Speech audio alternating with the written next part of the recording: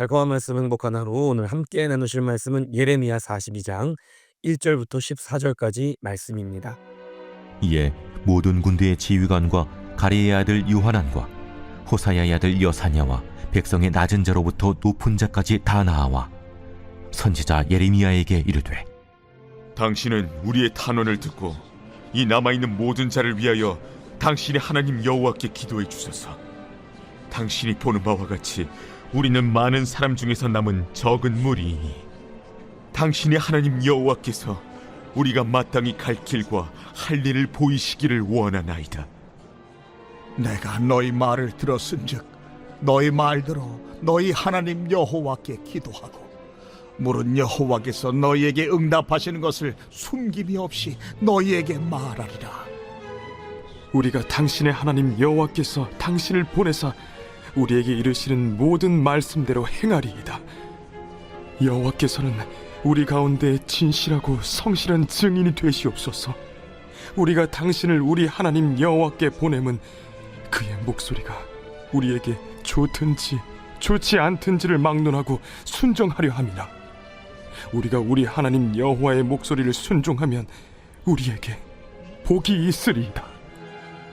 10일 후에 여호와의 말씀이 예레미야에게 임하니 그가 가레야의 아들 요하난과 그와 함께 있는 모든 군 지휘관과 백성의 낮은 자로부터 높은 자까지 다 부르고 그들에게 이르되 너희가 나를 보내어 너희의 간구를 이스라엘의 하나님 여호와께 드리게 하지 아니하였느냐. 그가 이렇게 이르니라. 너희가 이 땅에 눌러 앉아 산다면 내가 너희를 세우고 헐지 아니하며 너희를 심고 뽑지 아니하리니 이는 내가 너희에게 내린 재난에 대하여 뜻을 돌이킴이라. 여호와의 말씀이니라. 너희는 너희가 두려워하는 바벨론의 왕을 겁내지 말라. 내가 너희와 함께 있어 너희를 구원하며 그의 손에서 너희를 건지리니 두려워하지 말라. 내가 너희를 불쌍히 여기리니 그도 너희를 불쌍히 여겨 너희를 너희 본향으로 돌려보내리라 하셨느니라. 그러나 만일 너희가 너희 하나님 여호와의 말씀을 복종하지 아니하고 말하기를 우리는 이 땅에 살지 아니하리라 하며 또 너희가 말하기를 아니라 우리는 전쟁도 보이지 아니하며 나팔 소리도 들리지 아니하며 양식의 궁핍도 당하지 아니하는 애굽 땅으로 들어가 살리라 하면 잘못되리라. 예레미야의 말씀은 반복해서 하나님의 주권을 신뢰하고 그분의 말씀이 알려주는 그대로 순종하라고 경고해 줍니다. 유다에 남겨진 사람들은 바벨론이 세운 지도자이며 바벨론에게 우호적이었던 그달리아를 이스마엘이 죽인 일로 인하여 바벨론이 보복하거나 더 억압하려고 하진 않을지 두려웠습니다. 그래서 그들은 이집트로 도망가고 싶었습니다. 하지만 그들은 먼저 자신들의 선택이 괜찮은 선택인지 자신들이 어디로 가는 것이 정답일지 그 길을 묻고 싶었습니다. 그래서 그들은 하나님의 선지자 예레미야를 불러 하나님의 말씀을 듣고자 했습니다.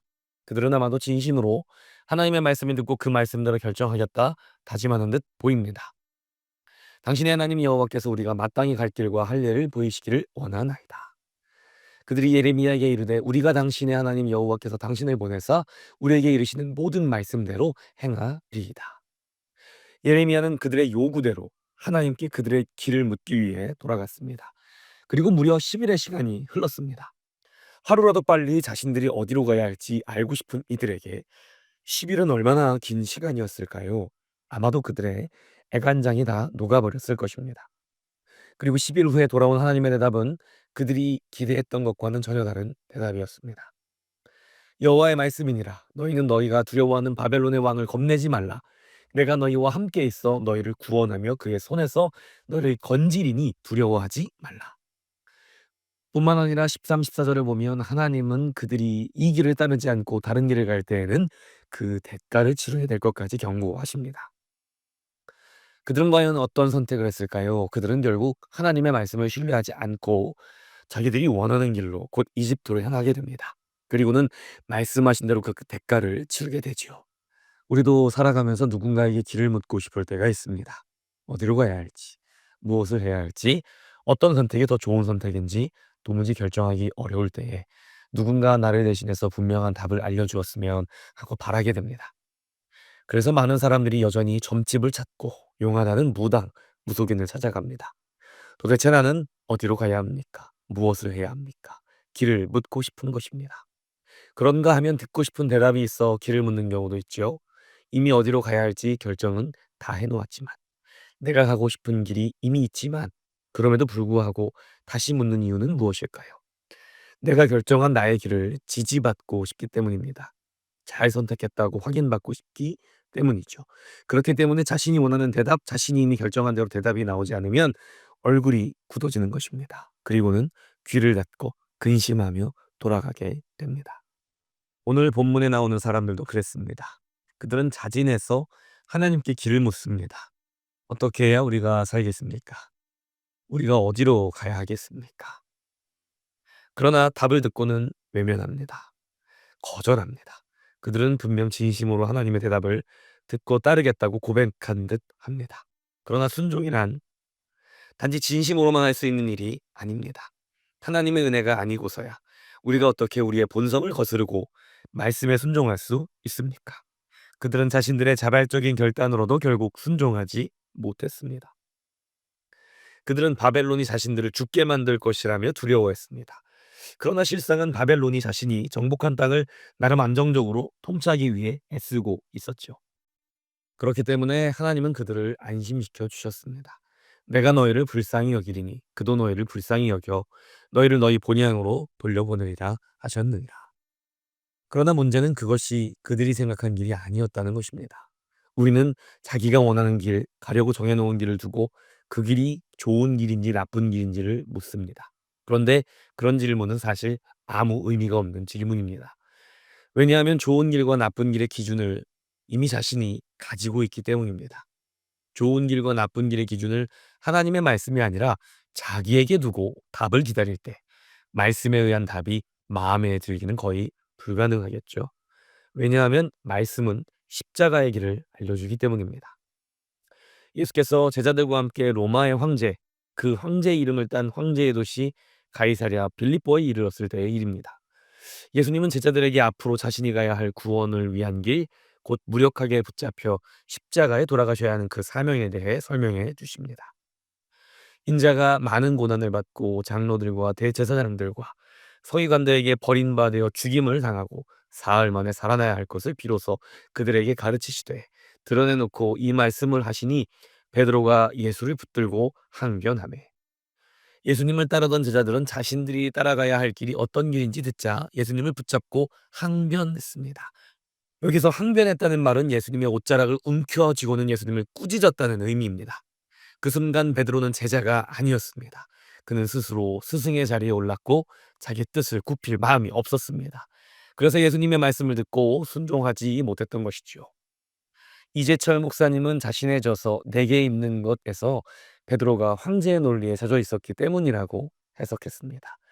가이사랴 빌립보는 황제의 이름을 딴 도시답게 엄청나게 화려하고 대단한 위용을 자랑했습니다. 그 자리에 도착한 자신들과 예수님의 모습은 비록 비루했지만 베드로를 비롯한 제자들의 머릿속에는 이제 곧 이 예수님의 특별한 능력으로 로마의 황제를 몰아내고 바로 그 자리에 예수님과 자신들이 올라서게 될 것이라고 믿고 있었습니다. 자신들이 가고 있는 길은 바로 그 길이라고 믿고 있었습니다. 늘상 그들의 궁금증이 주님이 왕이 되셨을 때 누가 주님의 좌우에 설 것인지에 대한 논쟁이었던 이유도 그러한 까닭입니다. 그들이 생각했던 메시아는 로마 황제보다 강하고 화려한 전사의 모습이었습니다. 그들은 항상 예수님이 압제자 로마 황제를 몰아내고 그들에게 정치적 자유와 경제적 풍요로움을 보장해줌이 마땅하다고 믿어 의심치 않았습니다. 그러나 주님께서는 그런 생각으로 가득 찬 베드로를 향해 말씀하셨습니다. 예수께서 소리치사 제자들을 보시며 베드로를 꾸짖어 이르시되, 사탄아 내 뒤로 물러가라. 네가 하나님의 일을 생각하지 아니하고 도리어 사람의 일을 생각하는도다 하시고. 영화를 보면 사탄은 머리에 뿔도 달리고 눈도 빨갛습니다. 그러나 성경에서 말하는 사탄은 누구입니까? 바로 하나님께 속한 생각이 아니라 사람의 생각, 곧 황제의 논리를 신봉하는 사람입니다. 왜냐하면 하나님의 논리와 황제, 곧 세상의 논리는 결코 공존할 수 없기 때문입니다. 황제의 논리가 가득한 곳에는 하나님의 논리가 꼽히지 않고, 영원한 하나님의 논리가 실천되는 곳에 황제의 논리가 설 자리는 없습니다. 예수님은 여전히 세상의 논리에 젖어 있는 베드로를 꾸짖는 것에서 그치지 않으시고, 그럼 이제 제자들이 어떻게 해야 하는지 알려주십니다. 무리와 제자들을 불러 이르시되 누구든지 나를 따라오려거든 자기를 부인하고 자기 십자가를 지고 나를 따를 것이니라.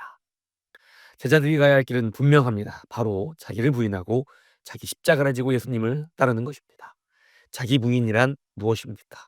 또한 자기 십자가를 진다는 것은 무엇일까요? 예수님의 시대에는 사형 선고를 받은 죄인은 자기가 못 박힐 십자가를 자기가 지고 사형장까지 가야만 했습니다. 때문에 자기 십자가를 지고 예수님을 쫓는다는 말의 의미는 지금까지 살아온 그 사형수의 삶 전체에 대한 부인을 말하는 것입니다. 십자가를 지고 가는 사람의 목적지는 자기가 죽을 자리입니다. 주님을 믿는다는 것은 나 중심의 사고에서 하나님 중심으로 바뀌는 것입니다. 세상의 논리에서 영원한 하나님의 논리로 사고방식이 바뀌는 것입니다. 세속적인 사고방식을 부인하지 않고서 참된 그리스도인이 되는 길은 존재하지 않습니다. 내 과거의 인생 전부를 짊어지고 나의 자아가 죽는 곳으로 가는 것, 그것이 바로 내 십자가를 지고 가는 길입니다. 이전의 사고방식으로 살던 나는 십자가 위에서 죽었고 더 이상 존재하지 않습니다. 이전에 내가 죽지 않고는 곧 자기 부인이 없이는 하나님의 생명이 넘치는 참된 그리스도인이 될 수 없다는 말입니다. 우리는 선택의 기로에서 누구에게 길을 묻고 있습니까? 나의 지식, 세상의 지식, 내가 신뢰하는 누군가입니까? 혹은 남몰래 점집이나 신묘 막측하다고 하는 영적인 누군가를 찾아다니고 있지는 않습니까? 혹은 내가 하나님께 길을 묻는다고 하지만 사실은 이미 답을 정해놓고 있지는 않습니까? 내가 원하는 답이 아닐 때는 얼굴이 굳어지는 그런 사람은 아닌가요? 하나님의 답은 십자가의 길에 있습니다. 예수의 행적에 있습니다. 그분의 인도하심에 있습니다. 그리고 그 말씀에 순종할 수 있는 능력은 나의 진심이나 결심 따위가 아니라 겸손히 구하는 자에게 주시는 하나님의 은혜의 선물에만 있다는 것을 기억해야 합니다.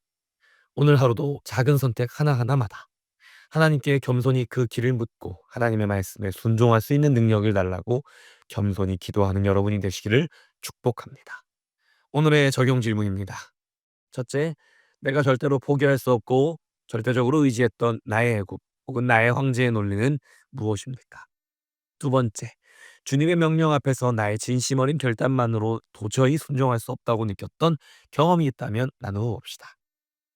세 번째 질문입니다.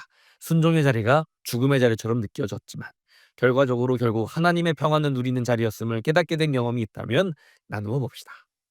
끝으로 이렇게 함께 기도합니다.